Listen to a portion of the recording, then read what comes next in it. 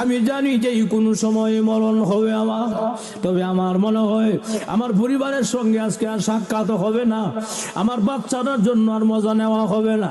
অসুবিধা নাই রে, দুনিয়া দেখেছি জীবনের কাউকে যদি ফাঁসি দেওয়া হয় সরকারি আদালতে, জীবনের শেষ মুহূর্তে একটা ইচ্ছা পূরণ করা হয়, তাকে ইচ্ছা পূরণ করা হয়। আজরাইল রে, এটা আমার জীবনের শেষ সময়, আমি জানি না আমার এরকম শেষ ইচ্ছাটা পূরণ হবে কিনা।